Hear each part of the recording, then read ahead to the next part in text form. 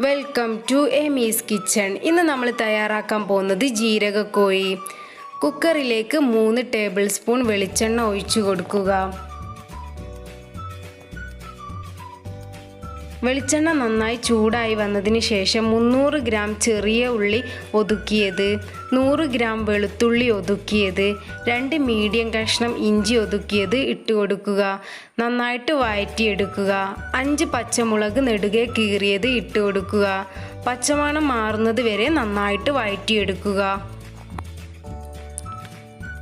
ഉള്ളിയെല്ലാം നന്നായി വഴന്ന് വന്നതിന് ശേഷം 3 കിലോ നാടൻ ചിക്കൻ മീഡിയം കഷ്ണങ്ങളാക്കിയത് ഇട്ട് കൊടുക്കുക.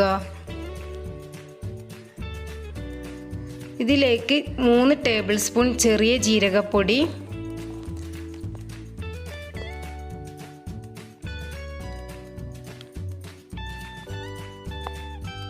3 ടേബിൾ സ്പൂൺ കുരുമുളക് പൊടി,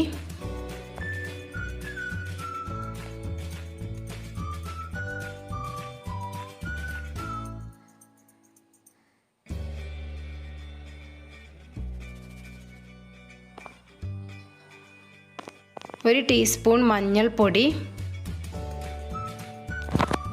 പാകത്തിന് ഉപ്പ്, 3 തണ്ട് കറിവേപ്പില എല്ലാം കൂടെ നന്നായിട്ട് മിക്സ് ചെയ്തെടുക്കുക.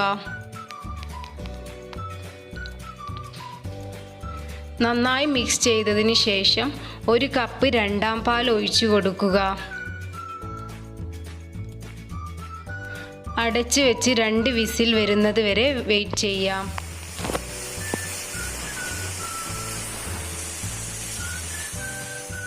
ചിക്കൻ എല്ലാം നന്നായിട്ട് വെന്ത് വന്നിട്ടുണ്ട്. ഇനി ഇതിലേക്ക് 1 കപ്പ് ഒന്നാം പാൽ ഒഴിച്ചു കൊടുക്കുക. നന്നായിട്ട് തിളപ്പിച്ചെടുക്കുക. നന്നായിട്ട് തിളച്ച് വന്നിട്ടുണ്ട്. ഇനി ഫ്ലെയിം ഓഫ് ചെയ്യാം. ഒരു പാൻ വെച്ച് 3 ടേബിൾ സ്പൂൺ മിൽമ നെയ്യ് ഒഴിച്ചു കൊടുക്കുക.